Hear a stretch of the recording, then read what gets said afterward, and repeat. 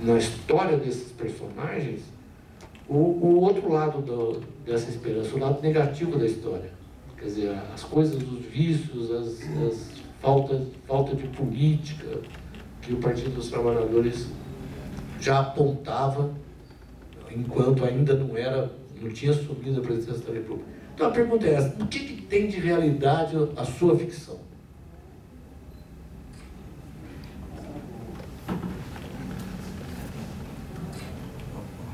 Primeiro, eu queria, licença, Celso, para chamar aqui duas figurinhas para quem o livro é dedicado, que são meus netos, João Pedro e Cecília.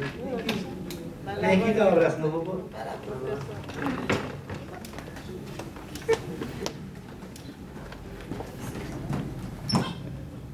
Os rumos da conversa que podiam tomar, eu acho que, começando a responder a sua pergunta, esse livro acho que vai causar estranheza para muita gente que me conhece e que me acha muito sério e sempre muito preocupado com as questões políticas, sociais, etc.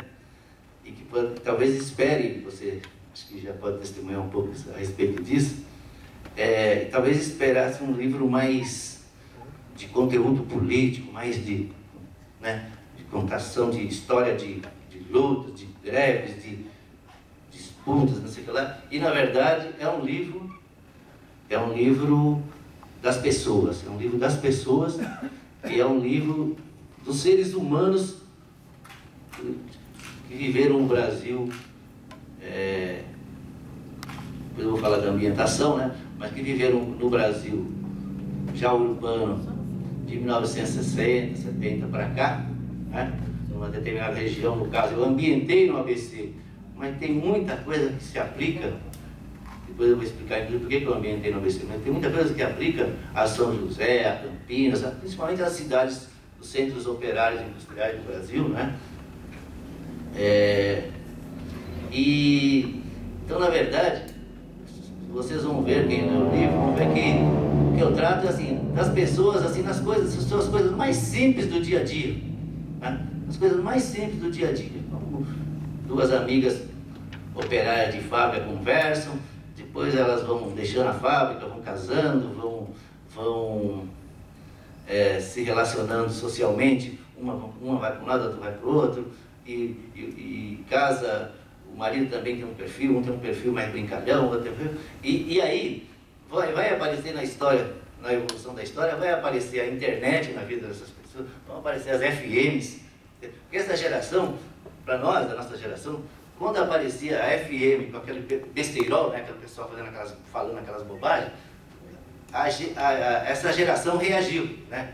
Não gostava disso. Quando apareceu a internet, essa geração reagiu, né? E a televisão, o jeito da televisão funcionar, né, da qualidade da programação, etc., essa geração reagiu. E aí, o que tem de verdade, tem duas grandes verdades. A primeira é a minha verdade. A minha verdade é a seguinte, que eu tento passar nessa obra como ficção, em forma de ficção, mas que eu já tentei passar, principalmente no primeiro livro, chamado Ponto de Vista, que é um livro de contos e crônicas, a partir da minha experiência pessoal. Eu escrevo sobre temas dos mais variados, diversas pessoas que estão aqui já leram. A preocupação, assim, vamos dizer, de mostrar o Brasil para os brasileiros. Então, se alguém falar assim, esse livro seu, o que você espera desse livro? Eu falo assim, eu espero que se daqui a 200 anos alguém quiser estudar o Brasil, se pegar esse livro, no caso do ponto de vista, eu dizia, né? Se pegar esse livro, vai falar, ó, do ponto de vista de um segmento, de uma parcela da população, de um determinado segmento da parcela da população, dá para entender como é que esse segmento, como é que essa parcela da população viveu e entendeu o Brasil e se posicionou em relação à história do Brasil naquela época. Então, essa preocupação está mantida nesse livro. Um compromisso ético, um compromisso político, um compromisso social e cultural, principalmente, meu, de tentar contribuir para o que eu chamo de mostrar o Brasil para os brasileiros, né? Mostrar o Brasil para o brasileiro. Eu costumo dizer e a gente tem assim, um certo complexo de cachorro magro, né, um espírito de cachorro magro, da gente achar muito, e acho que a imprensa contribui muito para isso, da gente achar muito que nós não somos de nada, né?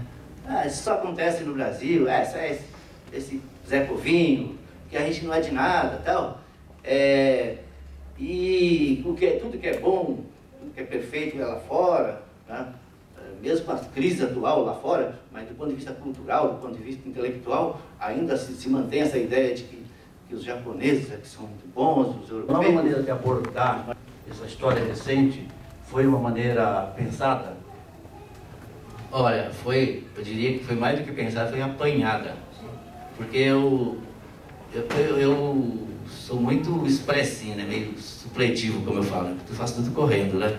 E aí o livro do Iena eu escrevi em 5, 6 meses, do seu Zé Pedro em 2 meses, o Conto de Vista em menos de 1 ano. E esse livro, eu demorei 6 anos trabalhando nele.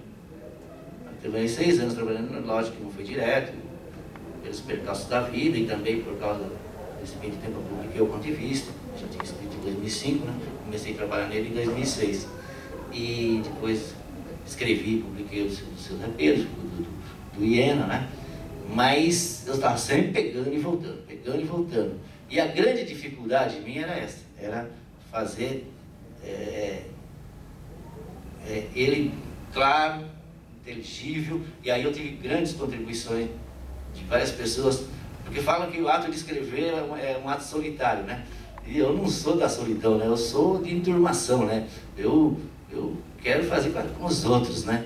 E aí eu fico enchendo o saco, inclusive dos amigos, dos parentes, né? Aí Dani pegou para ler, o André pegou para ler, por último o Celso pegou para ler. Foi até engraçado, eu liguei pro Celso e falei, Celso, olha, vou publicar o livro, meu. Resolvi, vou publicar. Ele falou assim, não, peraí, corre aqui, vamos conversar. Eu já li. Aí eu falei, caramba, ele vai falar, meu, não publica essa porcaria, não, coisa feia, né? Eu pensei, né, mas não era isso. Era para dar umas contribuições valiosíssimas.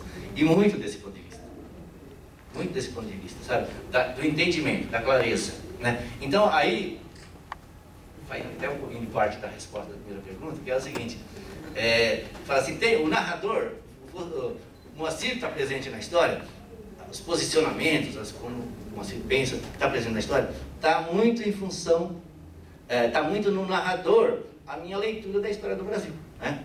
A minha leitura da história do Brasil está no narrador. Então,